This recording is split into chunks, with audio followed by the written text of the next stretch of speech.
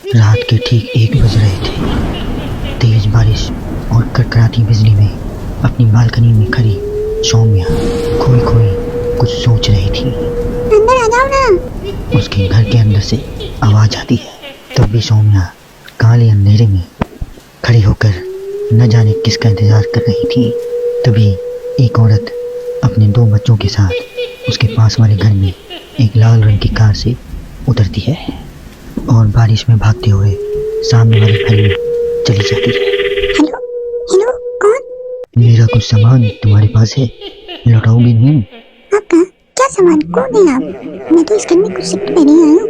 आपको यहाँ का नंबर कैसे पता चला? मम्मी, हो सकता है जो फैमिली यहाँ पहले रहती हो ये कॉल उनके लिए हो। नहीं नहीं, ऐसा नहीं है।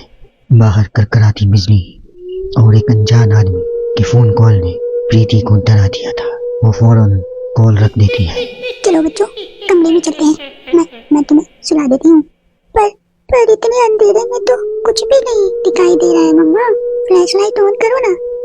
फ्लैशलाइट ऑन करती है, जहाँ उसे ऊपर जाने की सीढ़ियाँ दिखती हैं और चारों तरफ सफेद कपड़ों से ढके फर्नीचर थे। तभी प्रीति की 3 साल की बेटी उससे कहती है, मम्मा, घोस्ट। नो भाई लव, ये तो व्हाइट क्लोथ्स है। चलो ऊपर, मम्मा आपको स्टोरी सुनाएगी। सुनिए ना आपको स्टोरी। चलो चलो चलो, जल्दी चलो। प्रीति अपनी छोटी बेटी को अपनी गोद में उठाती है और अपने बेटे के साथ सीढ़ियाँ चढ़ना शुरू करती है। एक एक कदम उसे ऐसा एहसास हो रहा था मानो वो सीढ़ियाँ भी नहीं दलदल में कदम रख रही हो। ये मेरे पैर सीढ़ियों में धंस क्यों रहे हैं? बहुत देर चलने के बाद सीढ़ियाँ खत्म होती हैं। ऐसा लग रहा था कि मैं पता नहीं कितने दिनों से चल रही थी। जैसे तैसे प्रीति थकी हारी ऊपर कमरे में पहुंचती है। जैसे ही फ्लैश बेड पर पड़ता है, वो देखती है कि उसके दोनों बच्चे पहले से ही बिस्तर पे सो रहे हैं। मेरा सर चकरा रहा है। बच्चे तो मेरे गोद में थे, यहाँ कैसे आ गए? और वो भी मुझसे पहले। प्रीति कुछ समझ पाती उससे पहले ही वो बेहोश होकर जमीन पर गिर जाती है। अगली सुबह उसकी आंखें सूरज की रोशनी चेहरे पर पड़ने से खुलती हैं। वो बैल्कनी में जाती है, जहाँ उसे सौम्या अपने बैल्कनी में खड़ी दिखती है। ऐसा लग रहा था मानो सौम्या रात भर से वहीं बालकनी में ही खड़ी थी। प्रीति सौम्या को मुस्कुरा कर देखती है। हेलो, मैं यहाँ कल रात में शिफ्ट हुई हूँ। मेरे हस्बैंड का यहाँ ट्रांसफर हुआ है। आसपास कहीं घर ही नहीं मिला, इसलिए 40 किलोमीटर दूर ये घर यहाँ पे लेना पड़ा। आप यहाँ कब से हैं?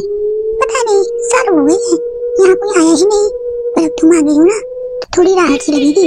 आओ ना घर पे। हाँ, क्यों नहीं, मुझे भी कंपनी मिल जाएगी। वैसे ना, कल रात मैंने यहाँ कुछ अजीब महसूस किया। मैं आकर बताती हूँ, ठीक है? प्रीति सौम्या से मिलने उसके घर की ओर जाती। कल रात की घटना उसके दिमाग में ऐसी बैठ गई थी कि वो मनी मन कुछ बुड़बुड़ा रही थी। वो वहाँ पहुँचती है और पिछली रात के इंसिडेंट के बारे में उसको बताती है। ये तो कुछ भी नहीं है, ऐसे कई सारे इंसिडेंट्स वहाँ हो चुके हैं और रोज कुछ ना कुछ होता ही है। मेरी एक फ्रेंड सुरभि वहाँ रहने आई थी।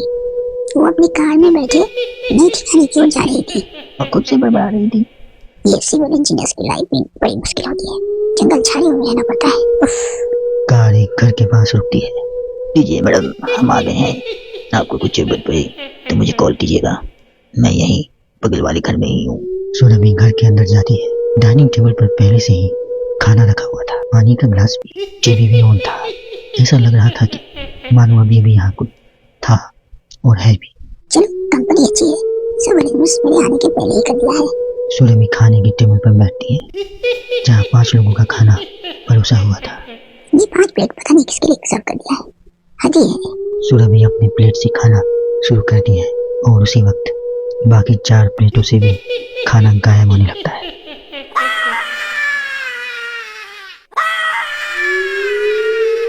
सुरभि भागते हुए अपने ड्राइवर के घर पर जाती है और वो देखती है उसका ड्राइवर जमीन पे गिरा हुआ था और फर्श पे हर जगह बस खून ही खून था और उसके ड्राइवर राहुल के मुंह से भी खून आ रहा था। मैम, यहाँ पे आत्माएं रहती है और वो आपको भी नहीं छोड़ेंगी।